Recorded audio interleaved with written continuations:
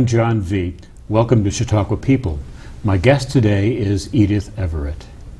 Edith, where did you spend your childhood? Well, mostly in Brooklyn, New York. Grew up in Williamsburg in an immigrant community. Then we moved to Flatbush. That was moving up in the world because it was more middle class. And then when I married and had children, we also lived in Flatbush in a nice little house. And in 1982, I moved into Manhattan. Right. And that's been wonderful. It's just been before we leave your time in Brooklyn there, tell me about your parents. My parents were extraordinary parents. They were immigrants from Poland, both of them. Interestingly, they were distant cousins, but they both had the same name, which was no end of trouble for me, because every time I'd fill out an application, it would say mother's maiden name, but that was my family name. You know, I had to always say that was my mother's maiden name. But they were very hardworking. They never had a day in school, either of them. They taught themselves English and wanted us, the children, to speak only English. It was, they wanted education for us. It was the sad thing was that my mother would have had a much fuller, richer life if she had command of language more than she had, because she was a very smart, wonderful woman, and she could not do the things that she would have been capable of doing had she had English that was easy for her. She read very well, but she was so ashamed to write because she was afraid she'd make a mistake. Goodness. So it's unfortunate, but they were very, very wonderful, loving parents. And in their day, and they had very little. It was a very modest life, but they always cared about other people. My father, who was also didn't write a lot, at the end of every month would sit down with me when I was a young kid, and we would write checks to different charities. Wow. And in those days, that was a very long time ago, it would be $2 for the orphans' home, $3 for the hospital, and so forth and so on. From the little they had, that was the lesson I learned from them. So giving became a part of the regular part of the family life. Very much so. And it was not, you know, that's what we did. It wasn't an example of sending or a model or anything. I internalized it as a model, but that was the way you behaved. That's what you did. Goodness, goodness. Yeah. Now, you moved when you were married at some point from Brooklyn. Tell me, what age were you married? I was married, I was 21 when we married, and we lived also in Flatbush in a house where I had my 2 kids, and they grew up there. But I was in a business. I was in the investment business, and most of my clients were not Brooklynites. And so we were traveling into Manhattan very often to have meetings with clients. So when both kids were out of the house, it seemed intelligent for us to move to Manhattan. That was in 1982, and it's been a great blessing. Been really good. Now, were most of your customers then in Manhattan? No, but even if they were from out of town, they weren't going to come into Brooklyn. We would meet them in Manhattan. They come by train, they come by air, but Brooklyn was not a place where we would meet with clients very much. So, I mean, we had some in Brooklyn, but that was not the significant portion of the business that we had. Right. And precisely what sort of work did you do? I was a stockbroker. Okay. I was a school teacher before that. My college degrees, my undergraduate and graduate degrees, were in education. I taught school for 3 years in an elementary school, had 2 kids, and then it's a very long story which I won't presume to tell you. I ended up in a brokerage firm and had this business which turned out to be wonderful. Right. Now, where did you go to college? I went to Brooklyn College, which was in my neighborhood, part of the CUNY system. And then I went to Teachers College, Columbia, for my graduate degree. Goodness. Yeah. That's very respectable, isn't it? It's all very respectable. From Columbia. Okay. Now, you ended up serving on numerous boards, and one that struck me when I saw the list was the City University of New York. Right. Can you tell me how you came to that and some things you did there? It was it was a wonderful opportunity for me. A friend of mine recommended me. He asked if I would be interested. And I said, if I don't have to do anything, I mean, do anything to get the job, so to speak. It's not a paying job, but, you know, you get the word honorable in front of you. I became the Honorable Edith Everett, you know. I don't think you become honorable that way, but in any case. Yeah. So I said, if I don't have to do anything, I'll be glad to do that. And it turned out to be wonderful. That was in 1976. What was so good about it was a confluence of my education background and my business background. So I could look at things from two sides, you know, budgetarily wise and educationally, and it afforded me a lot of opportunity to make change in the university, and that was really great. Right. Now, I understand you had a great involvement with English as a foreign language. English as a second language. English as a second language, excuse Right. me. And did you set up programs for that and to training Okay. immigrants, and how did those go? What I did was, I was very upset by the way it was being handled in the university, because students who were not competent in English, they would register them for classes. We had ESL classes, and they would fail because they had no background. They would take it again, and they would fail again. It could happen 2 and 3 times. Of course, it was debilitating on the part for the student, but also they were using up their tuition money for classes that they were failing.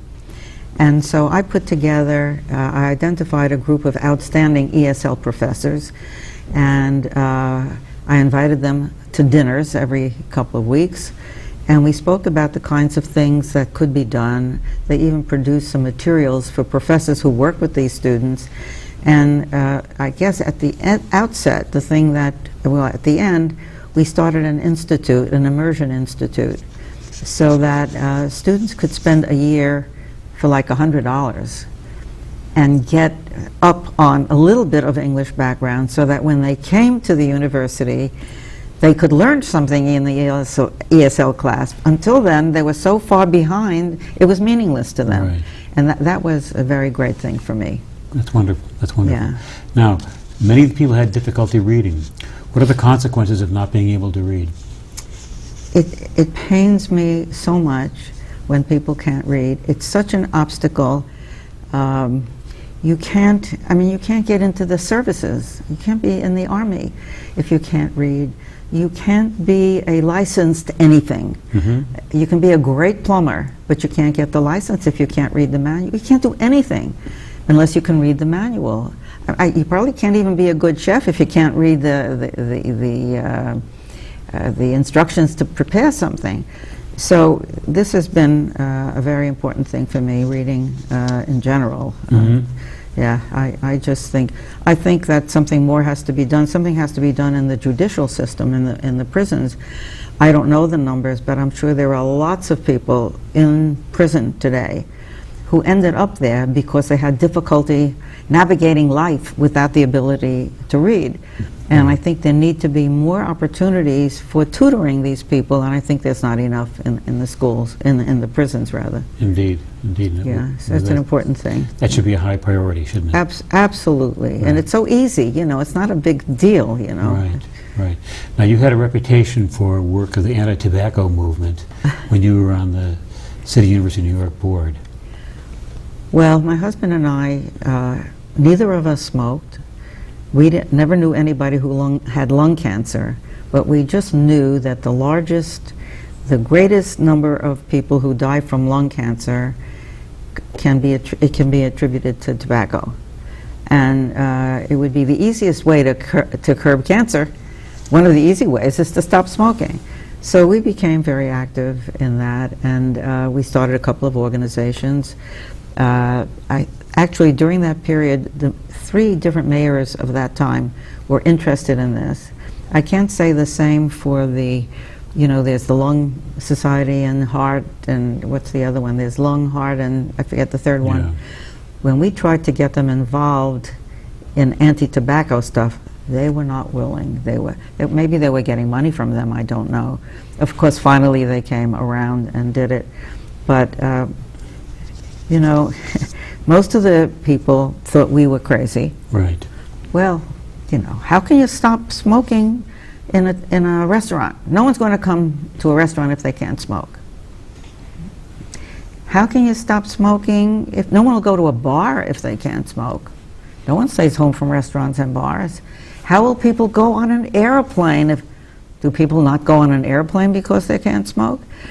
You have very strong lobbies, the tobacco lobby, that sells you a bill of goods, and people buy it, you know, and there's so much mythology out there, and it's hard to break through.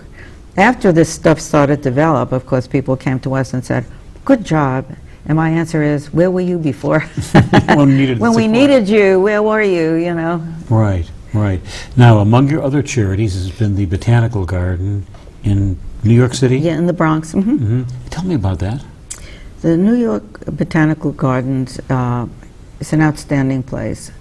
And the person who runs it, a man named Gregory Long, we had known him for some while. He's an outstanding administrator. And we decided, I mean, he asked to build something called a children's garden. And it's wonderful. They get a couple 100,000 kids who come, school-age children. And there are all kinds of interesting things in the garden that they can play with, little ones even. Mm-hmm. And they have things to climb on and things to hide and all of that, but it's also, the garden has a very strong element of science. So the kids learn how to do plants. It's very cute to see them with the little pots with the soil in them, and they have explainers telling them this is how you do this, and this is how you have to water it, and this is what they need sun. And the kids are enthralled. They're going to see this little thing grow. It's just so gratifying to see that and they improve it all the time. Right. The garden people. Now, tell me about your own children. Well, I have 2 children. My daughter, for many years, was a television producer. And she'll probably give us some criticism. She may watch it and have something to say. I don't know. But she really excelled. She did very well. My son is a lawyer. Mm-hmm. And he is a lawyer, but he's a judge now. So I guess you're still a lawyer, but he's a judge. Right. And he's married. He has a wonderful wife. They have a great marriage and 3 superior children. Right. 21-year-old girl who's in the ROTC. Which branch? In the Army. Good. Yeah, an Army person here. Go Army, right? You bet. And she is a special kid. Then we have a middle grandson who is, I'm hoping to bring him up next weekend. Right. He wants to be like his grandfather. He wants to be in the investment business. Okay. And he has this picture up on his door, you know, he's working in Harrisburg. I'm trying to arrange for him to come here. And then the eldest boy is 20, though that one's 23, the eldest one is 25, and he went to Syracuse. He's back in New York now. He works for a real estate firm. But they're all such fine children. It's a joy to be with them. Right. Now, let's punctuate the Army here. And I understand your son also had a military career. Right. Tell me about that. Well, toward the end of the Vietnam War, he was only 17, he was in college. Mm-hmm. And being the kind of person he is, he was concerned about kids who couldn't go to college were getting called up to go to the Army. He felt he needed to do something. So he decided he would join the National Guard. It was hard for me because my brother was killed in World War II. I'm sorry. He was in the Air Force. And to see my son go into the service was, but that's what he wanted to do. So he went away for 6 months, came back, and he was able to finish college on time. Got it. But he remained in the reserves for many years, and he ended up as a full colonel. And, you know, he had his business, his law business. And then in 2005, he told me that he's going to Iraq. What are you doing there? Well, he volunteered to go because, again, he felt that American people shouldn't be going there to fight. It should be the Iraqis who take care of themselves. And so he worked with the Secretary of the Interior and so forth and so on. Still disappointed about how these people performed subsequently. that was 2005. In 2009, he decided they needed him in Afghanistan. So he did that. He's a little bit more hopeful, I must say, about Afghanistan. The same thing, training programs and so forth, but he's quite remarkable. So your family has a military tradition and overseas service. Yeah, my husband was in the Philippines during World War II. Yeah. So there they are, yeah. That's terrific. Now, your son is currently serving on the bench. That's correct. And trial court judge? He's a trial judge, yeah. In, where is he located? Westchester County in New York. So he's in the New York State system then. Isn't that terrific? He's a terrific judge, if I may say so. Cares about everybody who comes before him. Right, right. Now, how did your granddaughter get to ROTC? Well, she's at college. Okay. And she started, maybe it was my son. He didn't tell her to do that, by no means. Right. But she's a leader. And she once said to me, Grandma, she was doing some stuff, and I said, why are you doing that? She said, Grandma, don't you like challenges? I said, no. There are plenty of challenges that come to me. I don't seek challenges. But I think she's a natural-born leader. Right. And she likes the idea of working with lots of other kinds of people. Right. At college, it tends to be a little bit somewhat elitist at her school. And in the Army, she's meeting all kinds of other people who, she told me one girl had never been on an airplane, girl 21 years old. Another one, she had no way of supporting herself except going into the Army. Right. So these are people from different backgrounds, and she feels she can help them. Right. That she's a very giving, wonderful young woman. She was just in the field for 2 weeks, oh my God, without a telephone. We didn't know what she was doing, you know, on the ground. She does it in the wintertime when it's freezing cold with a gun, and oh God. Yeah. We don't love that, but that's who she is. But she's tough and she's a good person. Very tough and wonderful. Good. Let's switch gears a little bit. How did you make your way to Chautauqua? Well, when I taught school 100 years ago, there was a teacher in my school who was probably 30 or 40 years younger than I am today, who told me this place, Chautauqua. By the way, my mother used to say, why don't you go to some place I know how to say? But I didn't remember the lady. Libby was her name. And she said, I go to this place called Chautauqua because they have education courses. That's when it was inexpensive in those days. And if you were a teacher and you took these courses, you could get credit for salary increments. So that's what they did in the summertime, and it was very nice. And I didn't think much about it. I guess I just got married around that time when I started teaching. And then my husband and I were on a trip someplace, and there was a young man who was on this trip, and he mentioned Chautauqua, and of course it rang a bell with me. And my husband is always looking for different things. By the way, he passed away in 2004. I'm sorry. Yeah. So we said, well, come. And we both loved it very much. It's just, I used to call it the Garden of Eden. Indeed, Yeah. indeed. Now, what was the Jewish community at Chautauqua like when you arrived? Well, it was not much. There were lots of Jewish people here. Right. But it was not so very comfortable for a lot of Jewish people. There was an undertone of anti-Semitism, if I may say so. People were hearing things, whispered things, and so forth and so on. So Jewish people were not so outspoken about their Jewishness. One very nice thing was the Herbert Church. Right. The people at the church were wonderful. And they invited the Jewish population to have a service there Saturday morning. And they were really considerate. They covered all the Christian icons so that the people could feel comfortable in the environment. And this has lasted all these years. That's very nice. But it wasn't until 1965 that a Jewish person could buy a house, as you know, in Chautauqua. I'm trying to remember when we started going. I don't remember what year it was. Right. But anyway, then, yeah, so this, I forgot the, the question. No I'm talking and talking. Let me ask another one. How did you come to recognize the need for a Jewish Life Center? Okay, so that really is a continuation of the other thing.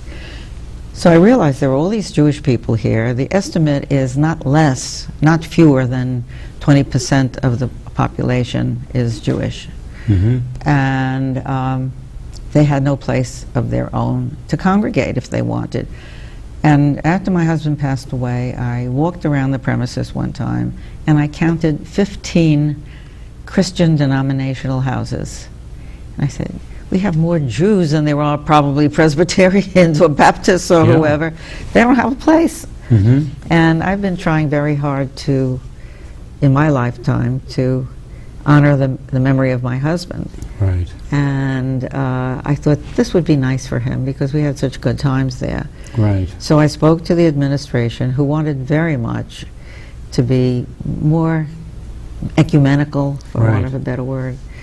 And they encouraged it very much. And then I did a little survey of some of the Jewish folks who had been here for a long time, who were here every year, most of them. And most of them encouraged it. There were a couple who did not. And I say quickly that those people who did not have come to me, mea culpa, you know, well, we wrong. You know? It's great. Yeah. And so we built it, and we had a lecture today. And it was so full. There were maybe 300 people. They were sitting on the lawn. Right. It was great. And by the way, I should say that it was not only to have a place where Jews could congregate, but I've always felt that we need more intergroup activities in general. And it's very difficult when you're, let's say, in New York City, and you want to, let's say, have a relationship with the black community or the Hispanic community, and what do? You invite them to dinner or a meeting. That's nice. See you next year. There isn't anything natural about it. It just doesn't seem to work. I thought it would be different here, and it is, because when we announce an activity, we invite everyone to come. Indeed. And there are lots of non-Jewish people who come to these things, and we mix and we talk, and it's a natural environment for mixing, and there aren't a lot of them. As you know, people live in communities, and maybe justly so, but anyway. I've said this before, but I can't help but repeating it here, and that is, my wife and I have a couple who are Roman Catholic who live in Charlotte. We brought them up. We've converted them into Chautauquans, regular Chautauquans, and they are devout Catholics. And every year they say one of the things they have to do during their Chautauqua week is to go to a program at the Everett Jewish Life Center. And usually I'm doing something else, and I know I'm going to be berated afterward for not joining them for it. Occasionally they come back and they're steamed or they disagree, but most of the time they had some wonderful insights they wouldn't have gotten any place other than Everett Jewish Life Center. Well, what was interesting is apparently this was not so warm to Catholics early on, this place. And there was a woman who was quite on in years. When she heard I was doing the house, she asked to be introduced to me. So she was blind at the time, quite elderly. And I came to see her, she said, "That's good for our team." You know, she was so happy. The Catholics have a place and the Jews now have a place. Isn't that great? You know, so. And so that becomes a significant item to have that for it. Now, are you happy with the programs? I guess you are. Oh, yes. That are there, okay? And you've established some charitable programs in Israel. Can you tell me about Sci-Tech?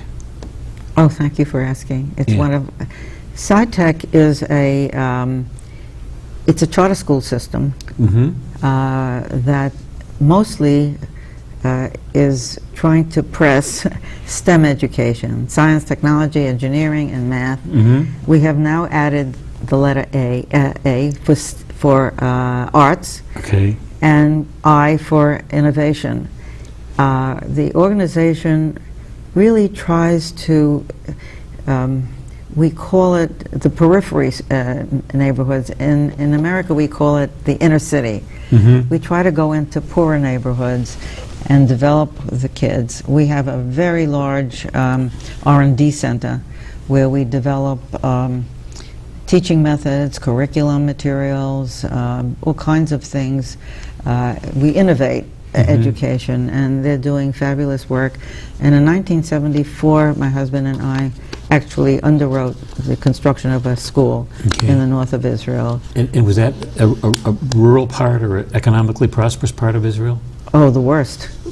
When we went to an organization that deals with these opportunities, well, you can do this in Jerusalem, you can do this in Tel Aviv. We said, well, what's the worst thing on your list? And I named this place in Chatzor. It was settled by fleeing Moroccans, Jews who fled Morocco. Goodness. And they were mostly illiterate, or relatively illiterate. It was a very poor place, and they didn't have a high school. And we said, that's the place for us. And as it turns out, what was happening is anybody who had any intelligence was leaving that place. Mm-hmm. So the town is remarkably changed. It's not the same place as it was in 1974. That must be immensely heartening. It's very exciting. It's very wonderful. Mm-hmm. I've only got a couple more minutes here. Tell me, what is J Street? J Street is an organization that took a lot of hits from people in the Jewish community because they had the audacity to say that everything that the Israeli administration was doing was correct. And I think they've become, quotes, more acceptable in recent time because even the Israeli government has reached out to them, and some mainstream organization, because if you're aware of this BDS movement on campuses, they've been asked to see what they could do because they are an organization that is very pro-Israel, but understands that you're allowed to say whatever blemishes there are from time to time. Contextually, it resonates with young people. Right. You can't tell an intelligent young Jewish kid or any other kid, oh, Israel's a perfect place. No more than you can say America's a perfect place. Is there racism here? There surely is. Is there some there? There surely is. So let's tell it the way it is. Let's put context. Israel has 1 billion neighbors who hate it. Okay, we have to understand that. These are real pressures that people have. Mm-hmm. Let's understand what it is. Let's understand the entitlement that the Jewish people have a home. The Hebrew language was there. Right. The Bible refers to Jerusalem. I mean, this is... Indeed. And in the end, the United Nations declared it a country. Right. So there's a legitimacy there. Is it perfect? It is not perfect. It's struggling, but it has turned the desert into bloom. It has done so many wonderful things in science and in internet and in all of the things. That doesn't gainsay that it could do a better job with the West Bank, that it should be maybe more proactive in peace, that there may be things that could be done even now to have peace with the Palestinians. We had a speaker here today who said that he feels is the most difficult problem facing Israel, the Palestinian problem, because it's not good for Israel to be in charge of other people. Who wants to be in charge of other people, It's not right, it's not good. Again, you have to put it into context, trying to deal with other people, but there has to be more effort to do this. Right. This has been terrific. We're out of time. Oh, okay. Can you believe it? Was this fun? It was. Is there anything else we need to add? Oh, God, I think I've said more than I need to say. Oh, goodness. Thank you so much. It's a pleasure to meet you. It really has been. Yeah, and do come back. I'll try. Thank you. Thank you very much.